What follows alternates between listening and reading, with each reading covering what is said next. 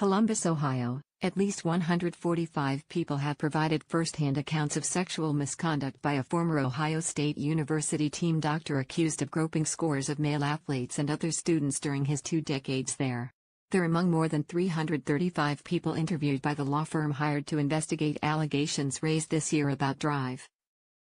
Richard Strauss, according to an update from the university's attorney that was read Thursday to an Ohio State Trustees Committee by Provost Bruce McFerrin.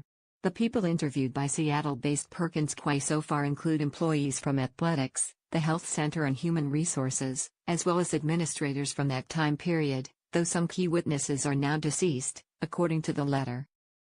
The team has searched 525 boxes of university records for relevant materials, and the investigators say that number likely will double as investigators continue trying to track down decades-old information from papers and people.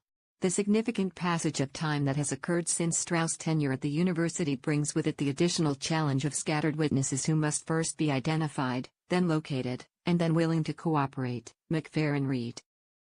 The allegations dating from 1979 to 1997 now involve male athletes from at least 16 sports, plus Strauss' work at the Student Health Center in his off-campus medical office. Investigators also are reviewing whether university officials properly responded to any concerns raised about Strauss during his tenure, and whether Strauss examined high school students. No deadline is set for completing the nearly 5-month-old investigation, but the lawyers estimate their fact-finding efforts could wrap up this fall if no further avenues of inquiry arise. Some of the trustees on the Audit and Compliance Committee also are on a task force monitoring the investigation. It is a very independent process, extremely comprehensive, said one of them, Trustee John Zeiger, who said the university will be straightforward about what the investigation concludes.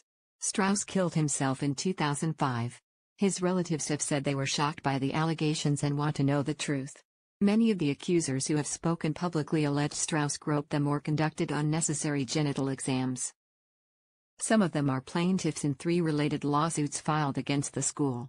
It's also the subject of an investigation by the U.S. Department of Education Office for Civil Rights, which is examining whether Ohio State has responded promptly and equitably to students' complaints, including claims that school officials knew about misconduct by Strauss but didn't stop him.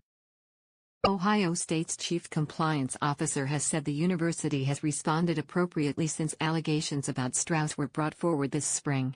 Some alumni say they raised concerns about Strauss to university employees as far back as the late 1970s, early in Strauss' tenure. The university has a record of at least one documented complaint in 1995.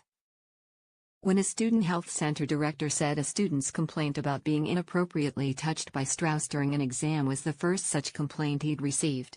Ohio State has urged anyone with information about Strauss to contact the outside investigators from Perkins Coie, which isn't proactively reaching out to possible victims out of concern for potentially re-traumatizing them.